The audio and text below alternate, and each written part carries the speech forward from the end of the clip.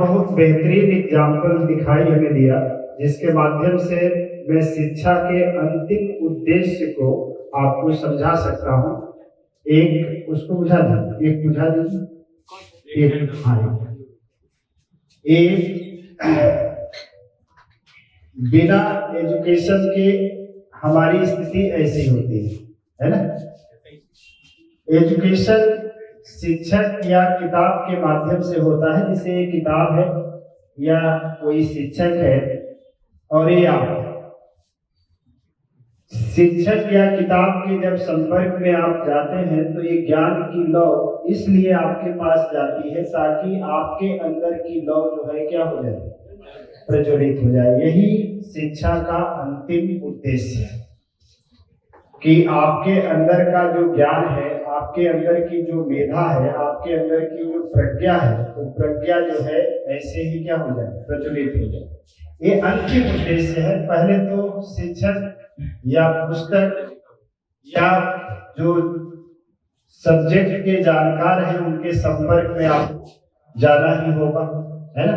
बिना इसके संपर्क में जाए जो है आपके अंदर लौ है, लेकिन वो लौ जो है प्रज्वलित नहीं है।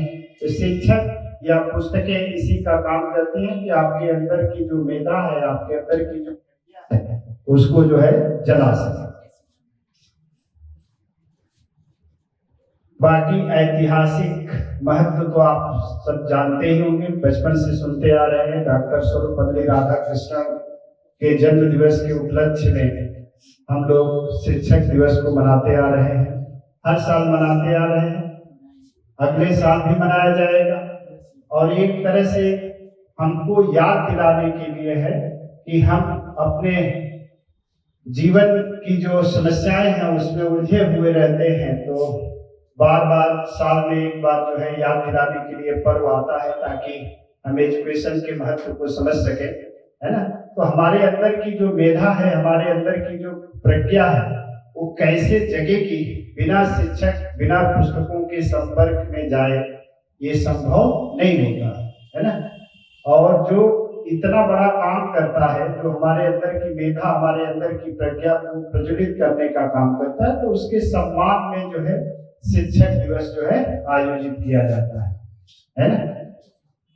तो ऐसे बहुत से बच्चे ऐसे हैं अपने सपनों की बड़ी बात करते हैं, मुझे सरकारी नौकरी चाहिए, है ना। और शिक्षक और पुस्तकों से डिस्टेंस बना के रखे हुए। पुस्तक भी शिक्षक का ही काम करती है, पुस्तक किसी शिक्षक से कम नहीं है। बस शिक्षक है तो बोल रहा है, उसके हाथ पांव थोड़े से हिल रहे हैं, है ना।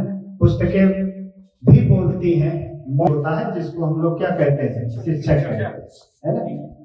जो एजुकेशन का ही सम्मान न करता हो, वो शिक्षक का सम्मान यदि दिखावटी रूप में कर भी रहा है, तो ऐसी स्थिति में उससे वो लाभान्वित होने से वंचित रह जाएगा।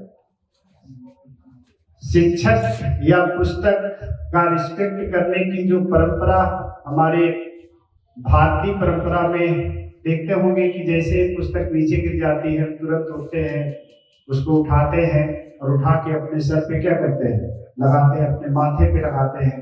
ये उच्चतम है, ये जो है नीचे नहीं होना चाहिए, है ना। माथे पे लगाने का मतलब होता है ये ऊंची चीज है हमारे जीवन में, इसकी ऊंचाई है।